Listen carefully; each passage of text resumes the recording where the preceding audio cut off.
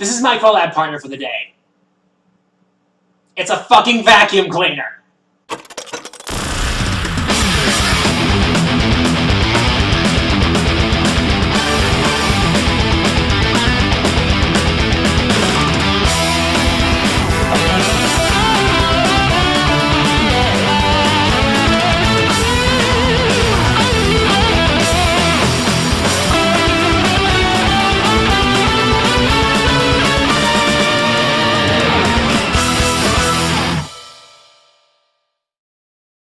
You know the feeling when you've been waiting for something for so long and when you finally get your hands on it, it turns out to crush all your hopes? I know it's happened to you, don't lie, I know, everyone has been there. I'm no exception, not even close. I've played my fair share of duds in my day, enough to make a list in fact. So I'm gonna lay down my list of the games that I was excited for, only to have that excitement squashed flatter than Wile E. Coyote on a bad day. Keep in mind, I'm not bashing the developers here, and if you like these games, that's fine. You just have another opinion that isn't mine. Besides, if you're planning to riot against me, I have Dio on standby just in case. Trust me, this is gonna get ugly. Enough stalling, it's game time!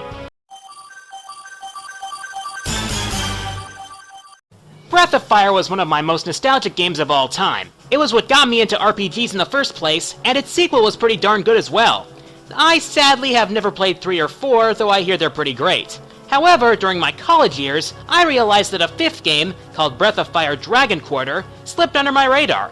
Given my past experience with the series, I decided to rent it.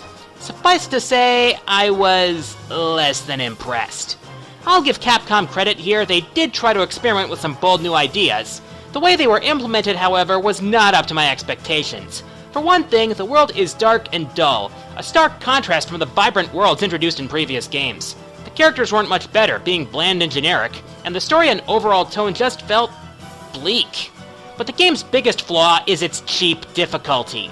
The general scarcity of healing items and complete lack of healing spells means that even minor enemies could pose a significant threat. This is made even worse by the fact that Dragon Quarter took the Resident Evil approach to save points, only allowing a hard save if you have a token. Of course, if you die, which is likely to happen often, you can start over from the beginning, only keeping party experience and a select group of items. There's a difference between encouraging multiple playthroughs and outright demanding it. And remember the dragon mechanic of the Breath of Fire series? Yeah, you want to avoid using it when possible in Dragon Quarter, otherwise it could consume you, resulting in an instant game over. Again, I get what Capcom was going for, but I didn't make a contract with Cube, I just want to play my game through. Well, there's always hope that Breath of Fire 6 will make things better. Oh crap, it's on mobile. To say that Sonic's had it rough lately is the understatement of the millennium. Sega, for the most part, has forgotten what made previous Sonic games great. It wasn't all about the speed. Speed was just a reward for your platforming skills. But with a lot of the 3D games, the focus is too much on speed and not enough on good level design and, more importantly, good control. Sonic 06 could have been a return to form had it not been rushed by fan demand. Of course, I haven't played Sonic 06, but I have played what came as a result of what was originally an attempt to bring it to the Wii. That was Sonic and the Secret Rings. Okay, ignoring the fact that the plot basically amounts to Sonic trying to restore the Arabian Nights, my initial enjoyment of the game wore off quickly. The first problem I have with this game is the controls. Now remember, this was an early Wii game, which means it had to shove into your face the fact that the Wii had motion controls. Nearly everything from steering to controlling your speed to attacking relied on tilting the Wiimote. Because hey, who likes the old control sticks, am I right? The control feels awkward and loose, homing attacking makes my arms tired, and trying to stop on a dime? Forget about it. Yeah, you can earn tighter controls by leveling up, but that stuff should come standard. Add to that the fact that the bits of story are broken up by seemingly pointless missions that get repetitive and boring, a camera that's as bad as ever, a counterintuitive leveling system, and characters that are bland and boring, and you've got something to facepalm at. Oh, and how about we throw in a shameless and unresponsive Mario Party knockoff for good measure? Because Sonic Shuffle was clearly a success, right? I swear the Hedgehog needs to rest for a year or two so that the current Sonic team can play the old games. Maybe focus on Sega's other series while they're at it. Where's my Rhythm Thief sequel already? One game I'd heard a lot about from Countdown artists like myself was Shadow of the Colossus. Many of the A-tier Countdown artists such as the Autark, Josh, and whatnot were praising this game for its exciting and unique boss battles and its overall artistic brilliance. So when it was announced that it was getting an HD re-release alongside Ico, I decided it was time and gave the game a fair chance. And to be honest, I wasn't seeing it. Yeah, I understand the whole art angle, but I feel that art should never come at the cost of good gameplay. The camera, for one, was a huge offender. It felt really finicky and awkward to control. In a 3D action game, a functional camera is essential for me to enjoy it. Bad cameras can sometimes outright ruin a game, and this was one of the deal breakers for me. Another was the overworld. It really had no point except to look all artsy-fartsy. Yeah, it looks good, but it only had 3 purposes: shooting down fruits for health, killing lizards for gripping stamina, and connecting the boss fights. The game is already a glorified boss rush as it is, so why is this overworld even there? And why is there an actual boss rush mode for that matter? And then there's the biggest problem: the controls. I found them to be clunky and not fluid at all. This is especially true when trying to control aggro. He acts like he has a mind of his own, and as a result, rarely goes where you want. Get this, apparently aggro's controls were made this way on purpose to make it seem more realistic. Oh yeah? Well, I play games for more than art, and realism should never come at the expense of good gameplay design choices. Oh, and those boss fights? I lost interest after the first one. I'll admit it looked cool, but it was frustrating to get on the guy. In other words, fuck this, give me Monster Hunter any day.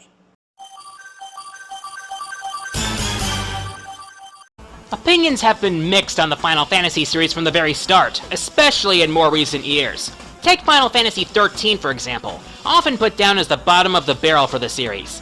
For me, however, it was a guilty pleasure. Don't get me wrong, it had plenty of problems, but nothing that really deterred me from finishing it. However, there is one game in the series that I've played but never had the patience to finish. That would be Final Fantasy III. Or more specifically, the DS remake, which was its first release in America. First problem? The Famicom original had nameless characters, which felt a little more personal, but in the DS remake they were replaced by actual characters, a term which I use loosely because these guys are among the most bland and generic sacks of crap in the franchise. And this blandness doesn't stop at the protags, oh no. The main villain for most of the game, Xande, is a worse villain than even X-Death. Let's see, the first game had a corrupted knight that became a demon lord, the second game had an emperor who conquered both heaven and hell, and what did this game give us? A wizard who wanted to live forever. Friggin' really? But the worst part is the job system. I like how you can choose from a lot of different classes. What I hate is the fact that whenever you change classes, your stats get nerfed until you get used to the change in class.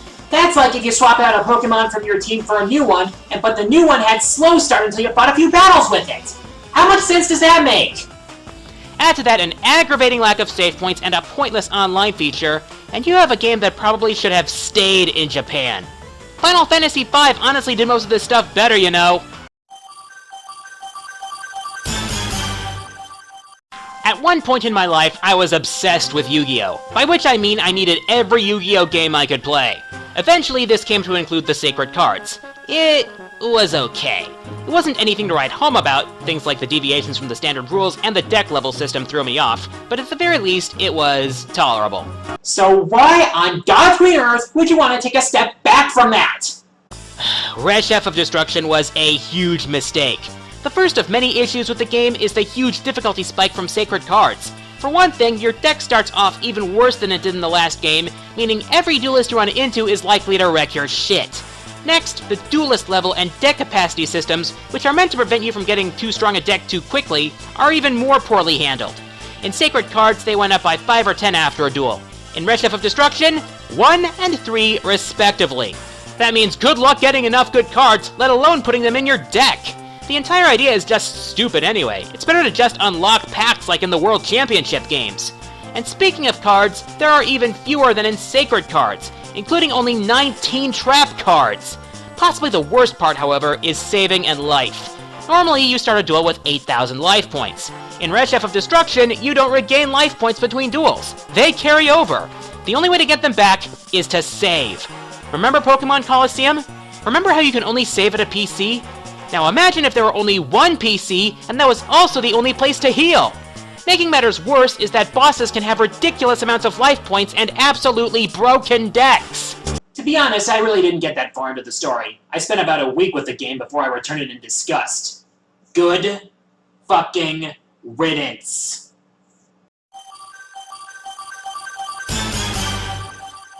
I may not be the biggest fan of Dragon Ball Z, but I still have a fondness for the series. In fact, Budokai 3 is still one of my favorite fighting games. It had a fun story mode, a wide array of customization options, and plenty of modes to keep players busy.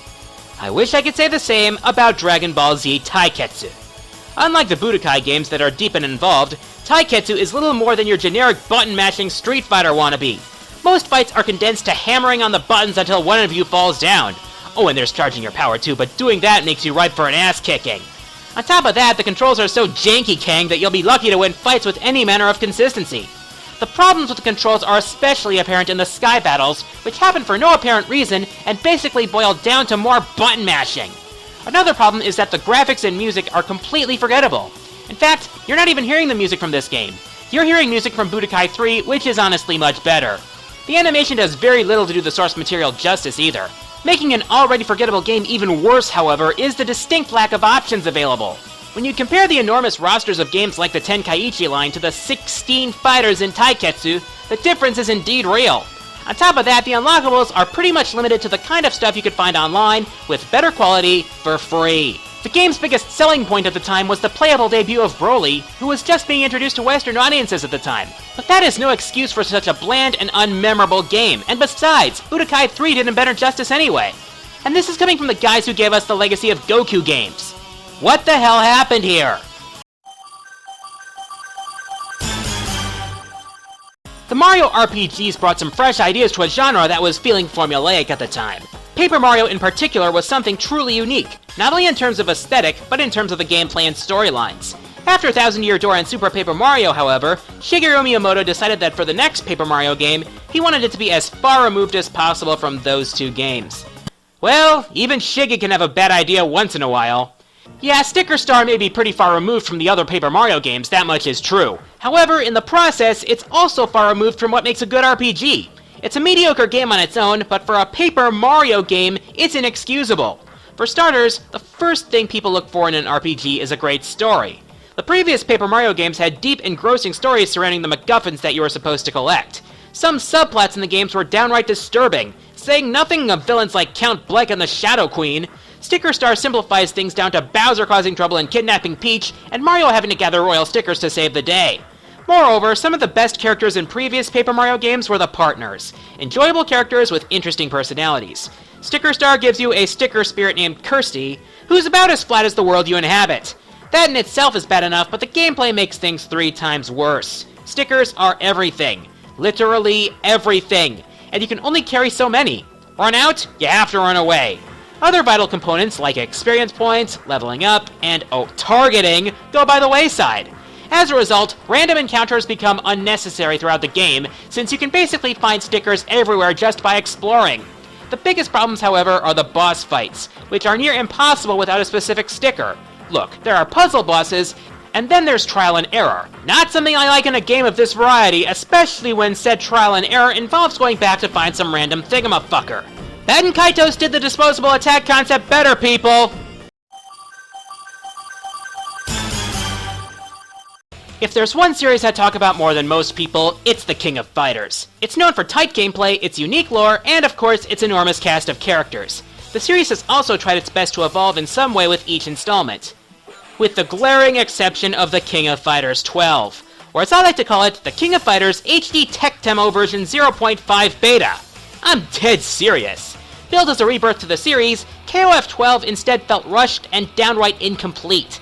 Let's start right about here. Notice anything amiss? Let me give you something with which to compare this. The King of Fighters 94, the first game in the series, had 8 teams of 3 fighters for a total of 24 playable characters. How many characters does KOF 12 have? 23! Where the fuck is K-Dash? Where the fuck is Mai? Where the fuck is Tizak? Wait, no one cared about Tizak. And the characters that did make the cut were missing some of their best moves, not to mention that the hand-drawn characters looked like ass. But that's the least of our worries here. In terms of gameplay, each game added something new, and it usually worked. The gameplay gimmick of the day here was the critical counter system, which almost never worked when I wanted it to. And how about all those awesome modes, huh? All 4 of them?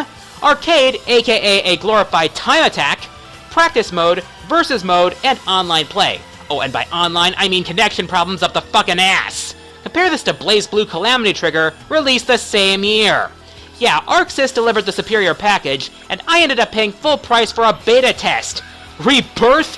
Ha! The real rebirth actually happened 2 years later with KOF 13, which wrapped up the Ash saga with a satisfying game that still has a place in the hardcore fighting circuit. So KOF fans are lucky that 12 didn't effectively kill the series outright.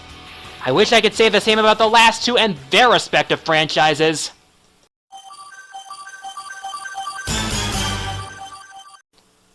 I hate this game. I really hate this game.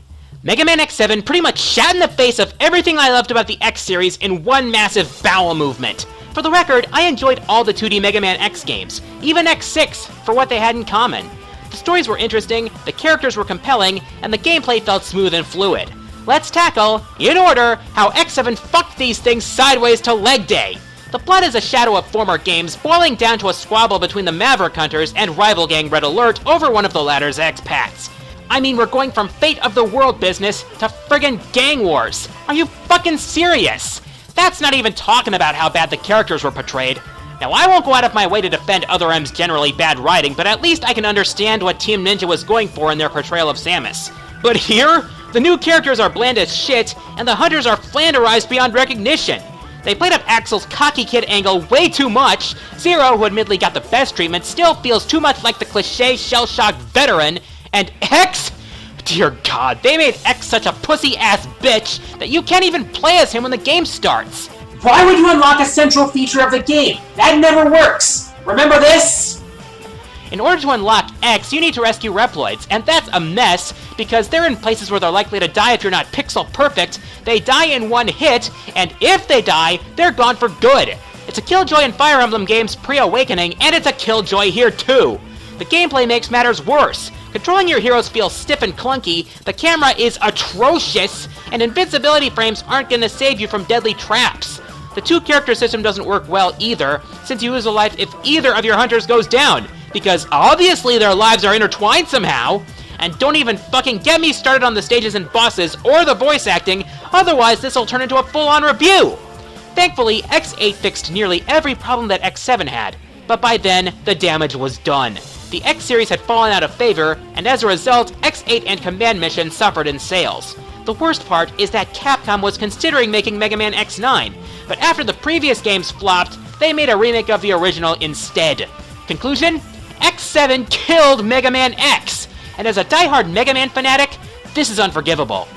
But I'd rather play X7 to 100% completion on hard mode than even touch number 1 ever again. Because at least X7 tried to stay true to its series, and, though regrettably, I can still consider it a Mega Man game. But number 1? Oh man, number 1 needs to be brought to justice immediately!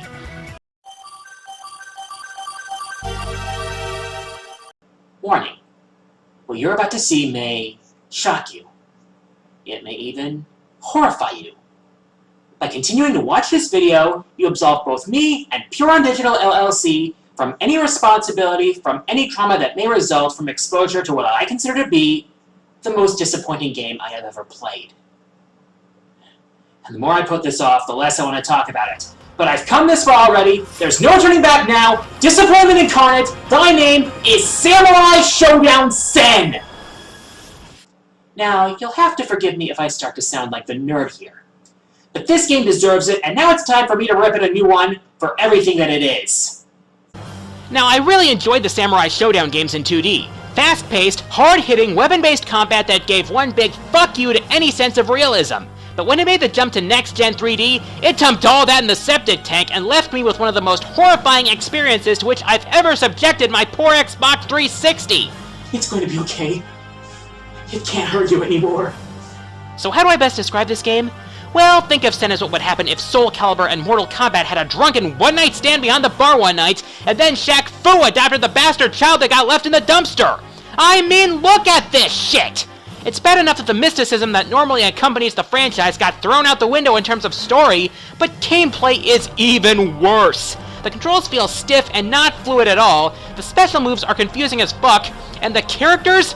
Oh god, the newcomers had no place in the mythos, and the veterans were neutered to hell, heaven, purgatory, and straight back, both in terms of gameplay and personality.